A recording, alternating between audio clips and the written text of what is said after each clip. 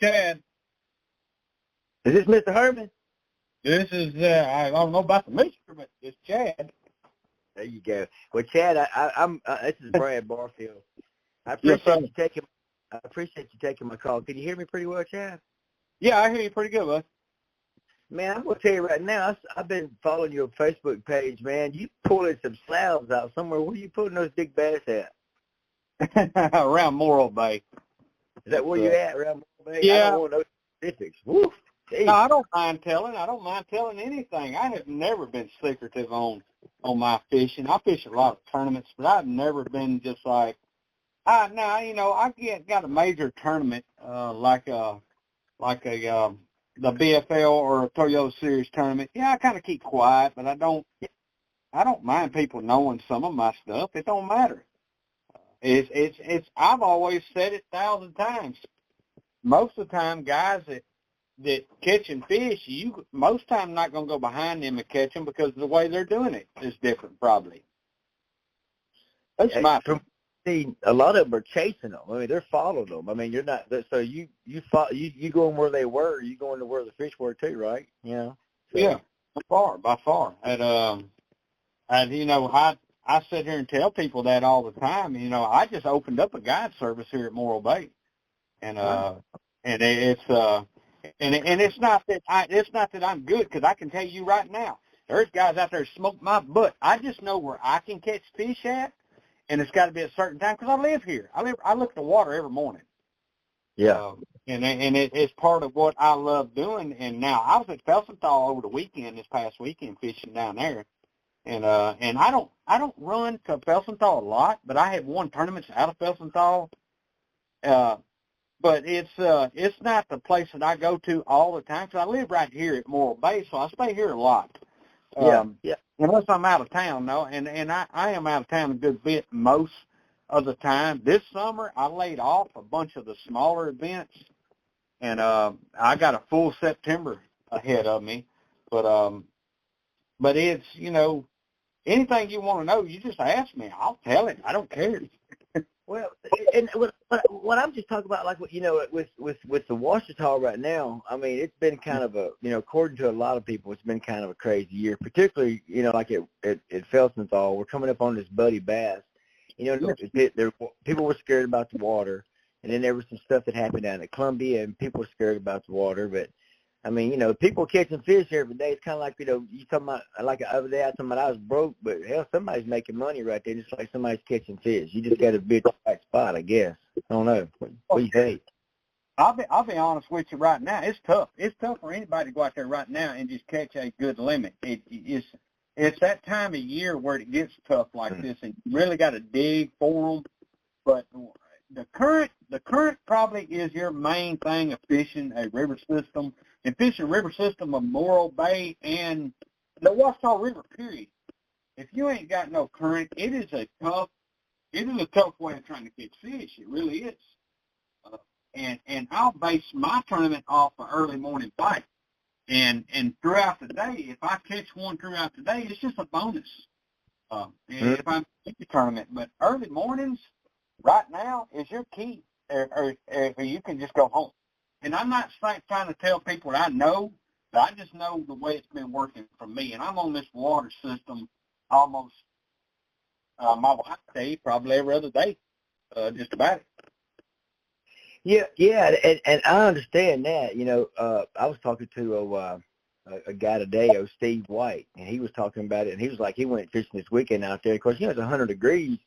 He said, I don't know about fish, but after about 11 o'clock, I was ready to go home and check in with Mama, Yeah, by far. I mean, it's that tough. I mean, early in the morning you can catch them, and you can catch some throughout the day, but you got to hit a right spot at a right time. I caught a couple during the day, up in the day, Saturday, up in the day, but it was hard. All my bites come early, and that's what everybody this time of year that don't know about fishing, get out early and don't sleep in. Get your butt up and get out there. That's when your best bites are going to be, period. Now you talk about, chasing a stream or following a stream or being near a stream, that fresh water moving around there, keep those fish going. Now, there's a lot of people who have different strategies. They're talking about they're back there off in the back there off in these ponds. You know, Yeah. you get back there. Now, what do you think about fishing like that on a bass? Okay. Now, early morning time, I'm sitting here telling you something, but I will tell you about the stream. Early morning time, dead water is awesome in my book. Dead water is good. Early. Now, that's your early morning bite. But if you got any current in that river, up when that sun gets up and it starts getting hot, move to the river. Move to the running water. That's my opinion. Now, there's a lot of guys that stay in that backwater and beat it out. And sometimes they're going to come in with nothing. But if they come in with something, they usually going to have a boatload. I mean, some big one. Just put it like that. But it's a tough way. It's a hard call to say.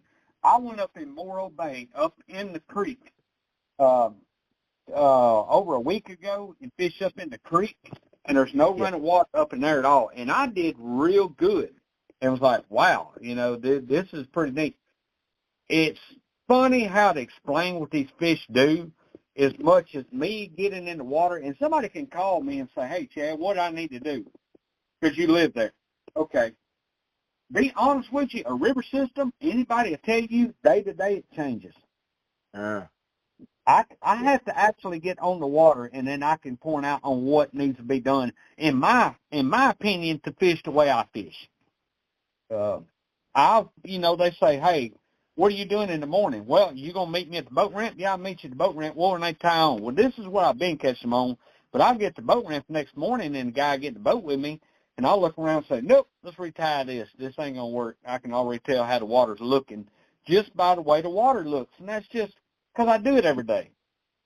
Well, and now, see, the reason why you pulling them big ones out there is because you have that, you've been on it, you know, you've been on the river, you've been wherever, you've been near water, you've pulled a bunch of them out, and you know what it is. To me, that's what it is. You know, it's so much experience you can look at it and tell. Yeah. Now, do you try to catch anything besides bass? You ever, you know, I heard a lot of people saying this Crossett thing now. I mean, are you just strictly a fan, or what do you do? Man, all I do is bass fish. That's actually all I do. Now, I've got buddies that crappie fish, and I will say, and I won't call no names because he probably wouldn't want his name mentioned, but I watched him Saturday down towards Felsenthal. I bet he caught 15 crappie in a row, and they were all big ones out of a treetop. And I was like, man, that's pretty awesome. I said, I wish the bass would bite like that, but they doesn't, you know. But you can watch my videos. It's just my opinion on everything. You can watch my videos and see, hey, he does real good. From time to time, yeah. But people don't know how many times I go out there and come home with my tail tucked and be like, well, try it again tomorrow. You know, and that happens. I don't care who you are, where you live. It happens. This water system and the Arkansas River around Dumas, I grew up fishing. And and I probably know as much about Dumas as I do here on the Arkansas River called Pendleton Pool. And these are my two holes that if I had to fish all the time, and somebody said you choose the two places you're going to fish, okay, it would be the Ouachita River at Morro Bay, between Felsenthal and Morro Bay, or it would be Dumas, Arkansas, the Arkansas River. That's just me, because that's where I grew up fishing. Let me ask you something. Between that river between here and Morro Bay, I'm in Crossett, so I'm at Felsenthal up to Morro Bay. Yes. That water, there's not any other. Where's the next lock above us, above Felsenthal, where you go to get it at? Above Felsenthal, you'll be at Lock 8. It's at what they call an area called Callion. Okay, yeah. Okay, Callion. Okay. That's Lock 8 there, and don't get me wrong, I can run up to Lock 8 probably this afternoon and catch a few fish, but they're not going to be the size that you would normally catch around Felsenthal or around Morro Bay, actually. But don't get me wrong, if it gets down to it, that's where you probably would want to go. And, I mean, I'll tell that to anybody. Run to Lock 8. Lock 8, you're going to find some fish around there. You may not get no size, but you can catch them around there. And that's well, I heard a scout, and I told you about how I learned about you was through his dad. He was telling me one time I think he drove like 60 miles on a river system up to a hole he wanted to get to fish on that system, and I was like, goodness gracious. But I think those locks probably prevent us from doing that around here, doesn't it? No, not really. As long as a lock master is there that you can get through the locks, if he's there. And Mr. Temple is not there on weekends unless you ask him to be there. As in running, now I have run, and believe this or not, you probably laugh about this, but I have run 135 miles from Camden all the way almost to Felsenthal before to catch 5 green fish. Goodness gracious!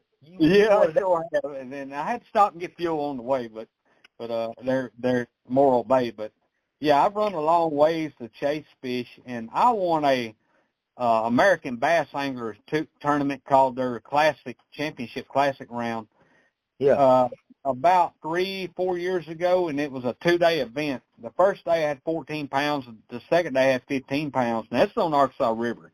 Now, I run from Pine Bluff to Dumas and had to run up in a creek. It took me an hour of idling, and I ended up catching my fish in there, and out of an 8-hour day, this is no joke, out of an 8-hour day, I had 2 hours and 15 minutes to fish.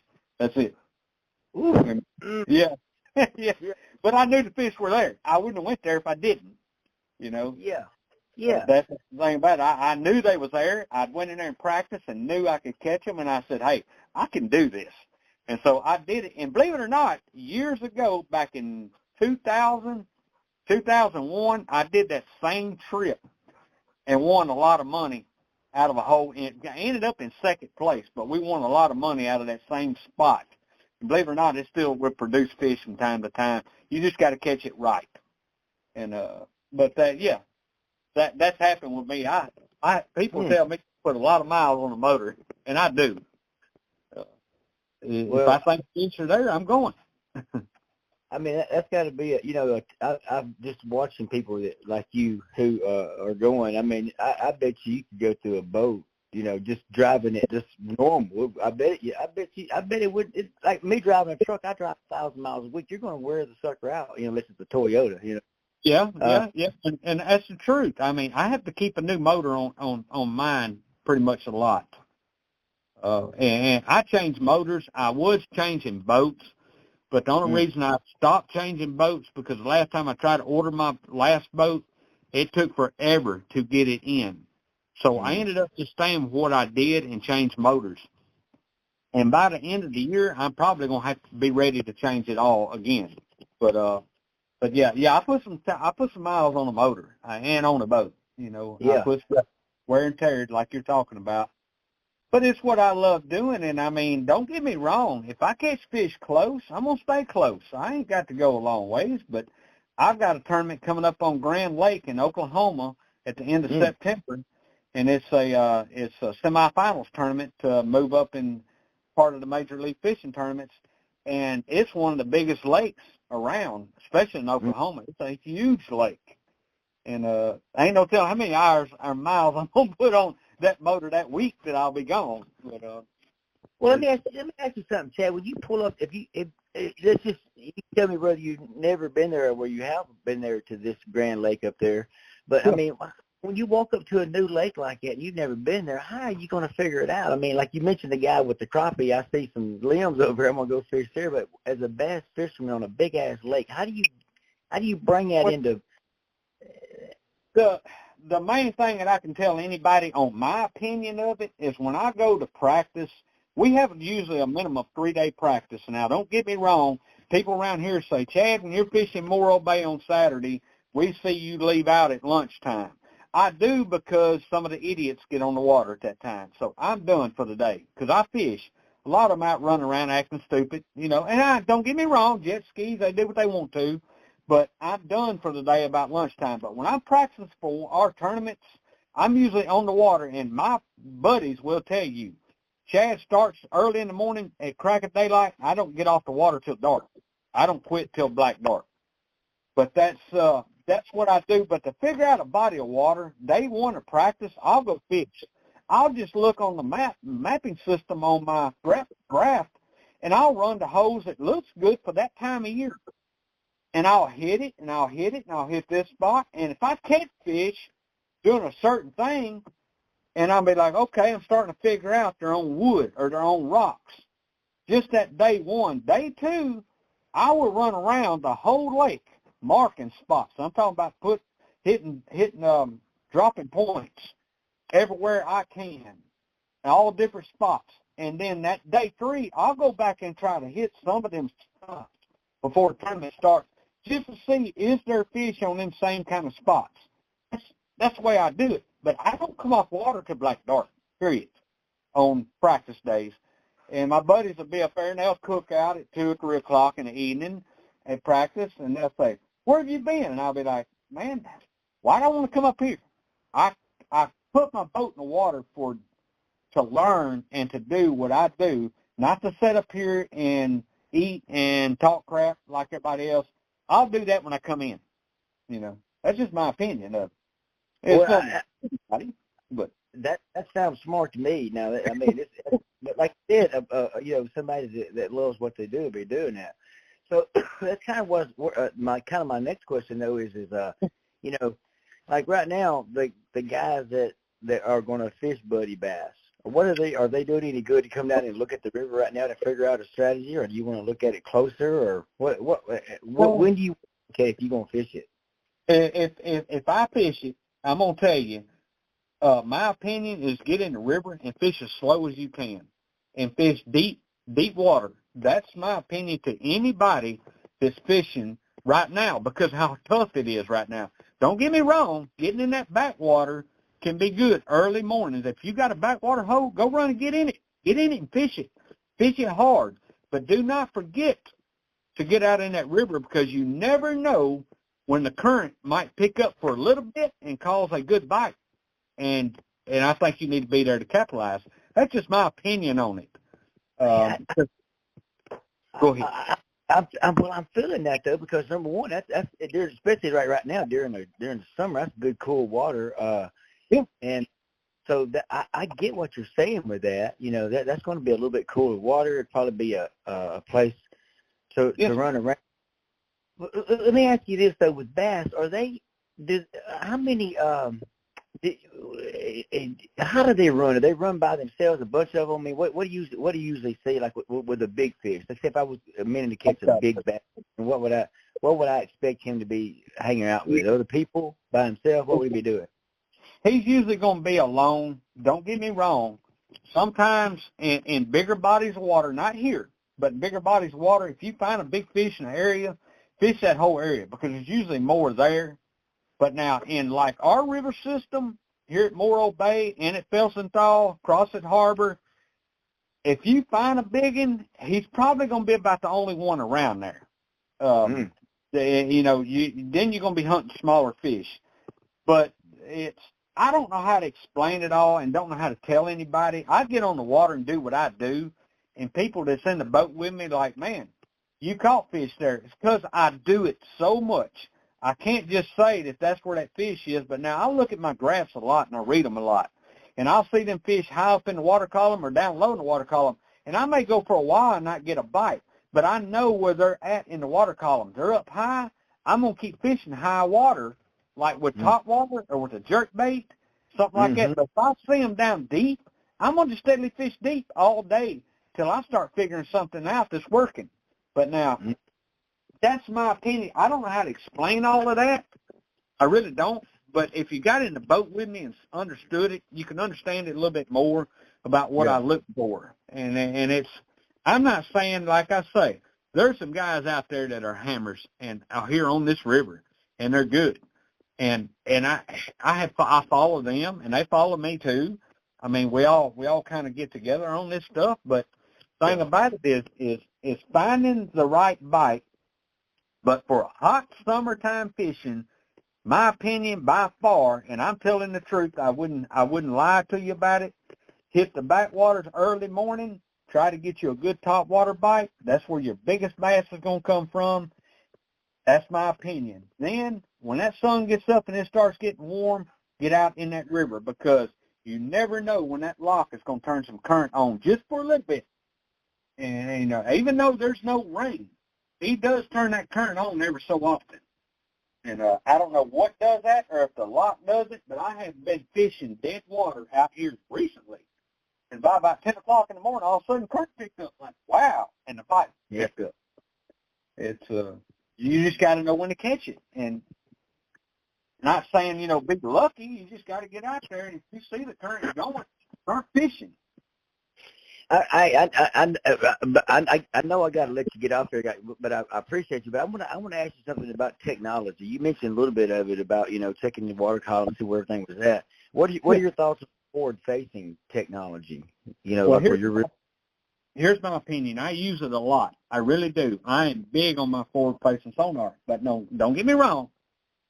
I grew up old school fishing.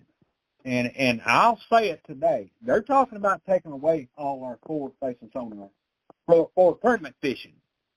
If they do, I'm fine with it. I ain't got no gripes at all. It's just going to put everybody on the same even field. But when I fish the big tournaments, it's on the same field because everybody's got one in our big tournaments. So now if they can fall off, it's going to be the same. Everybody don't have one. But it's a spot. I don't know. I don't know how to explain it. But I do know if they shut it down, it's not going to bother me. I am a shallow water fisherman to start with. Don't get me wrong. If I catch them in the deep water and I figure them out, it's because of forward-facing sonar. That's the reason I catch them in deep water when I do. I got into a mess of fish and won the tournament about 2 years ago because I found them. I found them in the last 30 minutes of the tournament. Had 6 pounds of fish in the boat is all I had. And when I found them, I ended up catching 20 bass in 30 minutes and won the tournament. It's all just because I run into them on forward-facing sonar. I stopped at a rock point and put my graph where I was looking at the rock point, and there was nothing on it. And I turned my trolling motor to the right, and I seen a group of fish. And I was like, what is I said, good grief, there's a bunch of fish right there. I said, that's probably white bass. And the first cast, I had 2 on at the same time that weighed 2.5 pounds on a crankbait. Yeah. And I said right then and there, I said, this fish get dirty. Yes, it is. Yes, it is. Yeah, but the Ouachita River, if we go back to talking about it, just to be honest with you, man, it's a hit and miss deal. But don't get me wrong, if you know your spots, you know everything. But I will say this time of year, if anybody's wanting to know, I don't care. I'll tell them, get on the bluff banks, the steepest bluff banks. You need at least 8 foot of water about 2 foot out. 2 foot out from the bank. If you got 8 foot of water 2 foot out from the bank and it gets deeper than that on out, that's where you can fish. That's your best scenario of catching fish on the river wise. If you go up in the backwaters, like up in Sling River and stuff, you need to hit them cypress trees or the bomb if you get on the right ones and figure them out. But that's my opinion. I ain't saying that anybody else got a different opinion, and I know they do, but that's my opinion. Well, you told 2 ways to fish it from your opinion, and of course that's all you can tell. So you talked about the deep water, steep banks, 8 foot water, pretty close there, on out to deeper, or up if you want to go up there at shallows, I tell people this too, and this here is the honest truth. I don't care who you are, me telling this to. In the fall of the year, when deer season starts, I love to deer hunt as much as anybody. But for some reason, I don't know what happens, but around Morro Bay, the big bass start eating. Now, I'm talking about when you got them cold mornings where you got a jacket on. I don't know what happens, but them big bass come alive, and you're like, where have they been all year? And I'm literally, you could catch 15, 16 pounds. I don't care what anybody says. They can say, you're lying. I promise you, you can catch 15, 16 pounds with 5 bass limit out of Morro Bay in the fall of the year if you just get out there and fish it. And Yeah, I'm pushing the limit there by saying that, but that is about the truth. Well, that's pretty. I could get that. You know, if you're out there hustling, and you're fishing, you're not, just yeah. I could get that. And down here, I believe they could do it too. In fact, there was a 14 or 16 somewhere around that area this weekend. I think, not badly mistaken. So, I mean, you just got to fish. Now, if you did, now this one guy I talked to the other day said there's going to be people to find excuses, But the reality of it is, if they down in that water tracking those fish, they're going to be catching those fish. That's it. Yeah. If you get out there and put your time in and throw that bait out there and fish it, fish it. Don't try to look forward to what's going on next to you. Fish every cast. That's the best way I can tell you. And when somebody asks me, what do you do when you get on that river, I say, get on the water every morning with an open mind. You'll catch more fish by doing that than going out there thinking of history, what you did last week, what you did yesterday. Go out there with an open mind, and you'll do a lot better every time. Chad, Herman, you've given a lot of wise words there. I don't want to take any more time than I have to, man. I appreciate you speaking with me. Can I call you again sometimes and maybe just talk some more? Man, you call me anytime. I love that stuff so much. I mean, the only other thing that I tell you is in the month of April, I love the turkey hunt. Other than turkey hunt, you can't get me away from a fishing pole. But turkey hunt's the only time you're going to pull me away. Chad, I appreciate you, sir. Be blessed, and we'll talk to you soon, brother. Goodbye. Yes, sir. Thank you. Bye-bye. Bye-bye.